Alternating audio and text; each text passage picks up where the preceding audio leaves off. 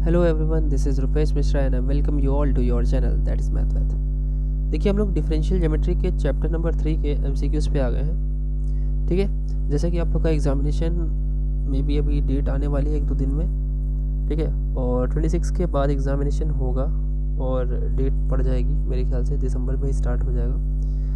और वो जो कुछ भी हो, ठीक है, तो उसके रिगार्डिंग थोड़ा सा इधर आपको एमसीक्यू करा दे रहा हूँ मैं, मैक्सिमम से मैक्सिमम। काफ़ी सारे एमसीक्यूज़ हैं करने को, तो आप कोशिश कीजिए कि सारे के सारे एमसीक्यूज़ आप अपने माइंड के थ्रू ज़रूर ले जाएं, क्योंकि जब बात आती है केवल एमसीक्यूज़ की और हम लोगों ने थ्योरी नहीं पढ़ी होती है, तो ऐसे केस में चीज़ों को थोड़ा सा ज़्यादा पढ़ना चाहिए, एमसीक्यूज़ को ज़्यादा पढ़ना चाहिए। जितने ज़्यादा एमसीक्यूज़ मिल जाए वो पढ़िए। और हम आपको मैक्सिमम से मैक्सिमम तीन बुक और क्वेश्चन बैंक्स के आपको एमसीक्यूज़ प्रोवाइड कर रहे हैं। जितना हो सकता है, कुछ अपने से जो क्रिएट किए गए वो ऐड किए गए हैं। ठीक है, हाँ।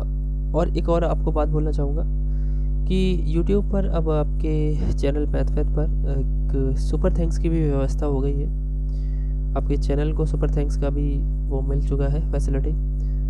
तो अगर आप चाहते हैं कि आपके कमेंट्स को हाईलाइट किया जाए और आपको स्पेशली कोई आपके कमेंट को स्पेशल आंसर दिया जाए, so you can by that super thanks. आपको सुपर थैंक्स दिख जाएगा हमारे वीडियो के जस्ट नीचे, जहाँ पर डिस्क्रिप्शन के जस्ट बगल में ढेर सारी चीज़ें लिखी होती हैं। वहाँ से आप सुपर थैंक्स ले सकते हैं और आपके क्वेश्चंस का जवाब आपको दिया जाएगा। आपको कुछ बैजेस दिए जाएंगे जो कि स्पेशल होंगे। ठीक है, तो आप चाहें तो ले सकते हैं। ठीक है, स्पेशल अटेंशन होगा उसके लिए आपको। ठीक, फिलहाल देखिए तो इस वीडियो में हम लोग इस एमसीक्यू सीरीज़ को देखते हैं। चैप्टर नंबर 3 मैंने इस पर ऐड किया है।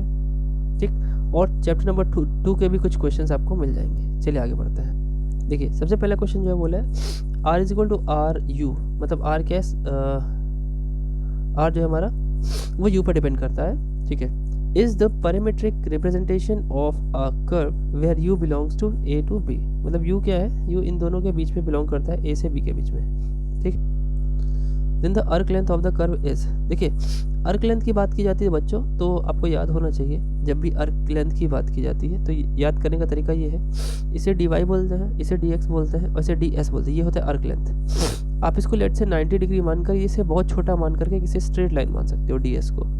तो इस पर अगर आप लगाओ अपनी पाइथागोरस थ्योरम, तो ds square is equal to dx square plus dy square. आपको याद करने का तरीका बता रहा हूँ। ठीक है, और जब आप स्क्वायर हटाते हो, so you will get ds is equal to square root of dx whole square plus dy whole square. ठीक है, स्क्वायर रूट लगाया। स्क्वायर रूट आपको पता है मॉड की वजह से भी आता है, तो मॉड वाले तो आंसर ठीक है, मॉड वाले आंसर तो ठीक होंगे ही, लेकिन सही कौन सा होगा आप सही से देख पा रहे हो कि सिर्फ डी एक ही बार लिखा है, डिफरेंशिएशन सिर्फ एक बार ही है। तो आप समझ पा रहे होंगे कि केवल डिफरेंशिएशन सिर्फ एक ही जगह है, जो कि पहली जगह है, जो कि यहाँ डॉट एक छोटा सा दिख रहा होगा आपको, और मॉड लगा, मॉड की वजह से रूट आ जाएगा। ठीक, तो आपका जो अर्क लेंथ का फॉर्मूला होगा वो ये होगा। अर्क लेंथ ऐसे डिनोट करते हैं, ए से लेके यू तक चला गया और R dot U D you. ठीक है, आंसर ऑप्शन ए, याद रखिएगा इसको। बाकी इस पर डॉट नहीं है, इस पर डबल डॉट है, इसमें मॉड का स्क्वायर, भैया मॉड पे स्क्वायर लगाने का कोई मतलब ही नहीं है ना, तो कोई मतलब नहीं है, एकदम सुपरफ्लुअस एरर यहाँ पे है, ये आपका सही हो जाएगा। नेक्स्ट देखिए, oscillating sphere is a sphere which has point contact at any point of the curve. देखिए ध्यान से सुनिएगा, पहले तो ऑस्किलेटिंग स्फीयर क्या होता है, तो ऐसा प्लेन, ऐसा स्फीयर समझ लीजिए। लेट्स से पहले ये समझिए, एक कर्व है, उस पर अगर एक टेंजेंट ड्रॉ की जाए उसे टी क्या बोलते हैं। इसका अगर एक नॉर्मल एक ऐसा प्लेन बना दिया जाए जो इस टेंजेंट को और इस कर्व पर उपस्थित दो बिंदुओं को अपने अंदर रखता हो, पी और क्यू को, तो उसको ऑस्किलेटिंग प्लेन यानी ओपी कहते हैं। और ऐसा टी पर ऐसा नॉर्मल जो इस ऑस्किलेटिंग प्लेन पे हो उसे प्रिंसिपल नॉर्मल कहते हैं। ये दोनों मिला करके अगर मैं एक सर्कल ऐसा बनाऊं, सॉरी एक स्फीयर ऐसा बनाऊं जो इसको अपने अंदर रखे, ऑस्किलेटिंग प्लेन को अपने अंदर रखे और इस टेंजेंट को भी अपने अंदर रखे, तो ऐसे स्फीयर को ऑस्किलेटिंग स्फीयर बोलते हैं। ठीक है, तो ऐसे केस में हम लोग के पास पॉइंट कांटेक्ट की बात होती है। अच्छा, यहाँ पे पॉइंट कांटेक्ट का मतलब ये मत समझिएगा कि इसने कितने जगह टच किया, ऐसा कुछ नहीं है। तो समझिए बात को है क्या। तो देखिए, जब आप बात आती है ऑस्कुलेटिंग सर्कल, अगर ऑस्कुलेटिंग सर्कल आ जाएगा बच्चों, तो ऑस्कुलेटिंग सर्कल केस में 3 पॉइंट कांटेक्ट होता है, और कांटेक्ट ऑफ ऑर्डर 2 भी बोल सकते हो। 3 पॉइंट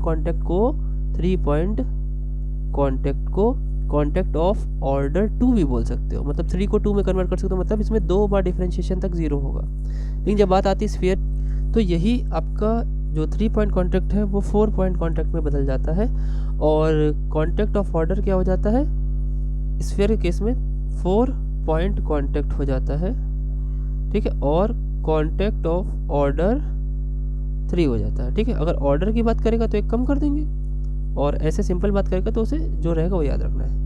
सर्कल के केस में कितना है 3, और ऑस्कुलेटिंग स्फीयर के केस में 4 होता है। नेक्स्ट देखिए next question the radius of osculating sphere. Radius क्या निकलता है, ठीक है। रेडियस इसके केस में यहाँ पे आप देख पा रहे हो डैश लगा, पी डैश लिखा हुआ है।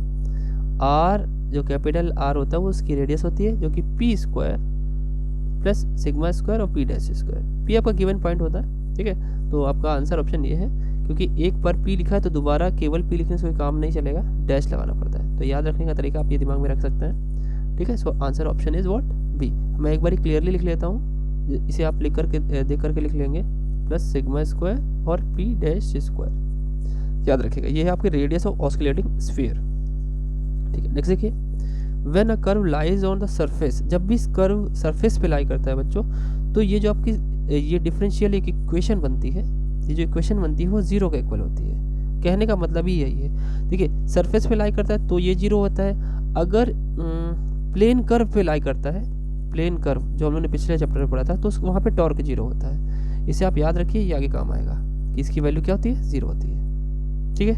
नेक्स्ट देखिए, यहाँ पे आंसर ऑप्शन क्या है, सी वाला, ठीक। नेक्स्ट देखिए, कह रहा है if two curve C and C1 such that tangents to the curve C पर एक टेंजेंट कोई है, ठीक है, are normal to the curve C2। अगर कह रहे हैं कि कोई नॉर्मल कोई दूसरा कर्व ऐसे लेट से उसकी टेंजेंट ही है और उस पर ये टेंजेंट जाके नॉर्मल बन जाती है। ये कर्व C है और ये कर्व C1 है, ठीक है। देन देखिए, जिस पर जाकर के ये नॉर्मल बनती है वो इसका इन्वॉल्यूट हो जाता है, ठीक है। सो आंसर ऑप्शन इसका क्या है, सी है। C1 is called involute. ये याद रखिए डेफिनेशन है इसकी, कि भाई अगर एक कर्व से टेंजेंट खींची जाए और वो किसी दूसरे कर्व की नॉर्मल हो जाए, तो दूसरा वाला कर्व होता है वो इन्वॉल्यूट होता है। याद रखेंगे, बिल्कुल याद रखेंगे। नेक्स्ट देखिए, टॉर्जन यानी टॉर्क, उसी की बात करें। For the involute of a circular helixes. Circular helixes है भाई, बात तो वही हो रही है ना कि ये कर्व की ही बात हो रही है, प्लेन कर्व है, तो टॉर्क क्या होता है, 0 होता है। याद रखेंगे, ठीक है। नेक्स्ट देखिए, if R is singular point of the surface. If, देखिए सिंगुलर का मतलब होता है, सिंगुलर का मतलब सिंपल सा आप ये सोच लो दिमाग में, 0। मतलब अगर हम लोग बात करते थे, बहुत पहले की बात करते थे जब इक्वेशन होता था, तो उसमें सिंगुलर का मतलब होता था कि ऐसा वैल्यू जो फंक्शन में रखने पे 0 बना दे, ठीक है। तो यहाँ पे इस केस में क्या होगा, अगर r एक सिंगुलर पॉइंट है तो उसके लिए 2 वेक्टर अगर हम बात करें R1 और R2, ठीक है, तो उनका क्रॉस प्रोडक्ट क्या आएगा, 0 आएगा, ठीक। तो यह आंसर ऑप्शन आपका बी वाला सही हो जाएगा, ठीक है। डिवाइड कर नहीं कर सकते, ठीक है। डॉट प्रोडक्ट 0 होना, 0 तभी हो सकता है जब थीटा की वैल्यू 90 हो।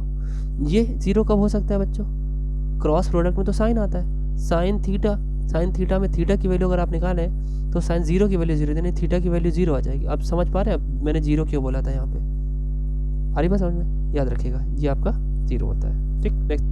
नेक्स्ट क्या होगा, देखिए फर्स्ट फंडामेंटल फॉर्म की बात करें तो देखिए बड़ी सी इसमें सिमेट्री होती है, ds square is equal to E D U square plus 2f du dv और g dv स्क्वायर, एकदम सेम है। अब इसमें क्या कमी, यहाँ पे d ने लिखा है, इसमें क्या नेगेटिव लगा हुआ है, तो आपका आंसर ऑप्शन सी वाला है, ठीक। नेक्स्ट देखिए क्या है, the metric remains invariant. Invariant मतलब क्या होता है, इनवेरिएंट का मतलब होता है अपनी पुरानी पोजीशन पे रहना और चेंज होने के बाद भी वापस वहीं पे आ जाना। सिंपल सी बात है, पुरानी पोजीशन में रहना, ठीक है।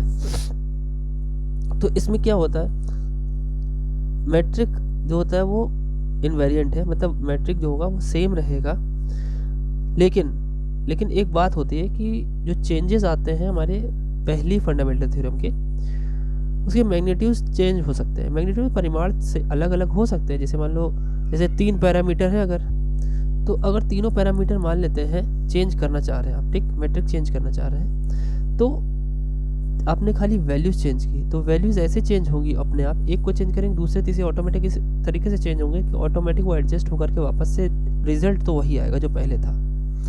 तो फर्स्ट फंडामेंटल थ्योरम के अगर मैग्नीट्यूड्स चेंज करने पे भी हमारे मैट्रिक्स सेम हो सकते हैं, ठीक है। तो ये चीज़ तभी हो सकता है, ठीक ना।